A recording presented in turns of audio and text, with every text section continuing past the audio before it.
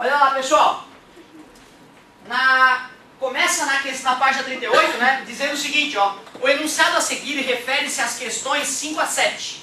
Na figura estão representados 3 vasos, V1, V2, V3, cujas áreas das bases possuem o mesmo formato e as mesmas dimensões, contendo um mesmo líquido até a mesma altura H. Deu para ficar claro? As bases são as mesmas, os vasos são diferentes, mas a altura é a mesma de líquido. A pontilhada deixa isso bem claro. Com base no texto e na figura, é possível afirmar que o valor da pressão hidrostática no fundo dos recipientes é... Pois é bem isso mesmo, cara. É a mesma em todos os recipientes. Por mais que teu coração se recuse a acreditar inicialmente, tu vai ter que trabalhar isso para que tu fique convencido o quanto antes de que é a pura verdade. Então, sem dúvida, é a mesma. O fato de nós olharmos e termos a sensação de que pode ser diferente, isso é conhecido como paradoxo da hidrostática, certo? Eu lembro que isso me revoltou, cara, no terceirão. Eu olhei aqui, não é possível, cara. Não é possível. Demorei a digerir isso, eu fiquei umas 2 semanas para digerir aquilo.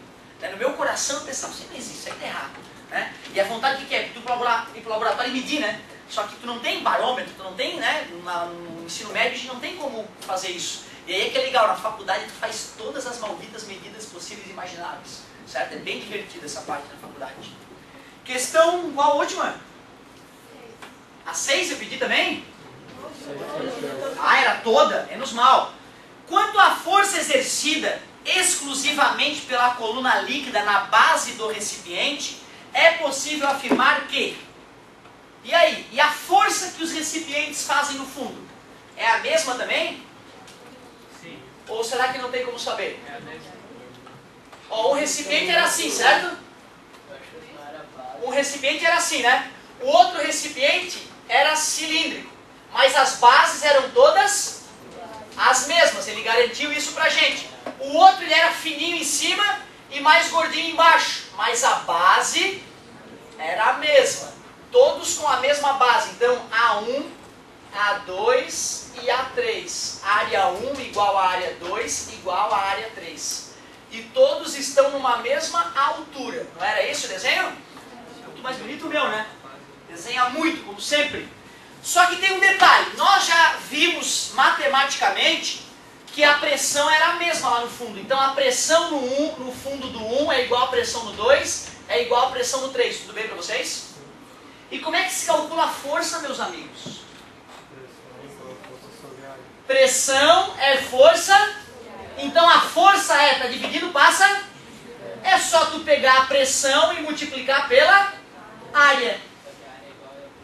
Pois é, já que o P é igual para todo mundo e a área é igual para todo mundo, a multiplicação tem que ficar igual para todo mundo, né? Então tu vê, às vezes a intuição prega peças na gente.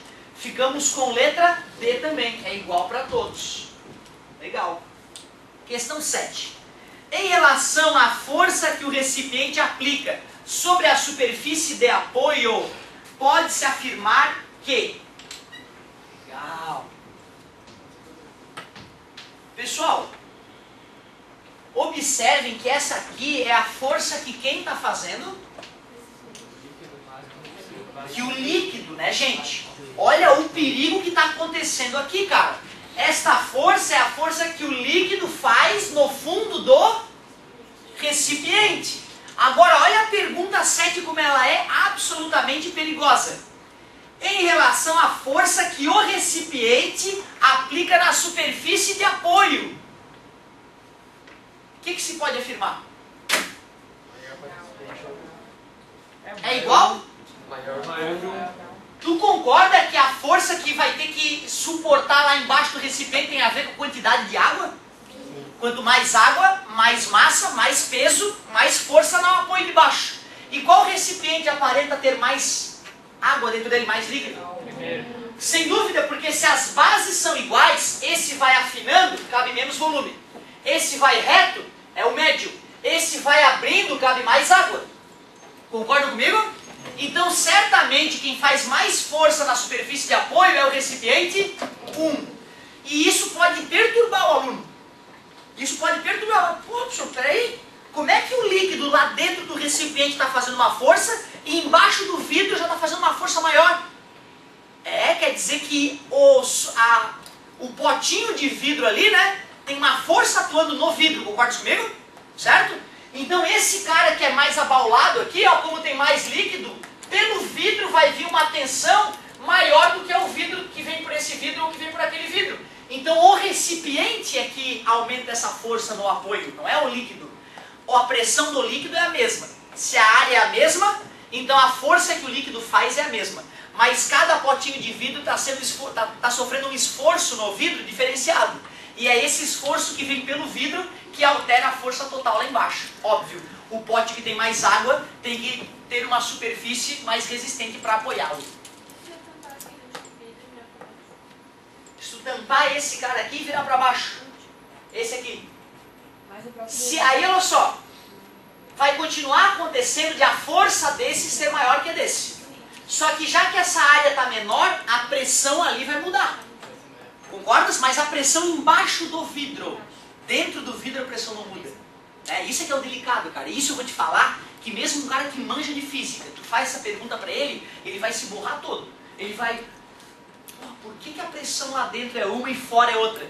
Certo? Até o cara que manja de física, ele ia ter que parar, pensar e ajustar os raciocínios para ele não tomar susto, entendeu? Então cuidado. Vou até fazer aqui um desenhozinho para ficar bem claro. A pressão que o líquido está exercendo lá no fundo é a mesma para todos. Mas a força que o recipiente faz na superfície de apoio não é a mesma para todos. É maior no recipiente 1. Quer dizer que tem uma força que vem pelo próprio recipiente. Beleza? Certo? Então esse é o grande perigo dessa questão 7. Vamos ver quais eram as opções. Ela é maior no recipiente 1. Realmente, tem mais água, não tem? O peso é maior, a força que vai fazer na mesa é maior. Sem dúvida nenhuma. Que bonita essa... esse conjunto aqui, amigos, 5, 6 e 7, era perfeito para a gente ver se a gente entendeu a aula anterior. Muito bom. Questão 8. Vamos no embalo aqui, questão 8. Na figura a seguir, temos 3 recipientes, 1, 2 e 3. De pesos desprezíveis e de bases de mesma área. Os recipientes são preenchidos com água até uma mesma altura e colocados sobre 3 balanças. Outra questão fantástica, essa aqui que tem tudo a ver com a 7 e com a 6 ali. 5, 6 e 7. O recipiente mais gordinho na parte de cima, o recipiente cilíndrico e o recipiente que vai afinando. Porém, não se esqueçam, meus amigos, essas áreas aqui de baixo, todas iguais, olha ali, todas idênticas. Impressionante, que coisa. E todos têm uma balança embaixo deles, A balança vai medir a pressão do líquido? Não, vai medir o peso de tudo, né? Concordas comigo? Comparando os valores das forças exercidas pela água nas paredes dos recipientes, é a pressão da água lá no fundo do recipiente, na parte interna do recipiente, e comparando os valores das forças exercidas pelas balanças sobre as bases, a força que a balança faz na base do recipiente é a mesma que a base do recipiente faz na balança, terceira lei de Newton. E ele chamou então FA1, FA2 e FA3 a força que o líquido faz.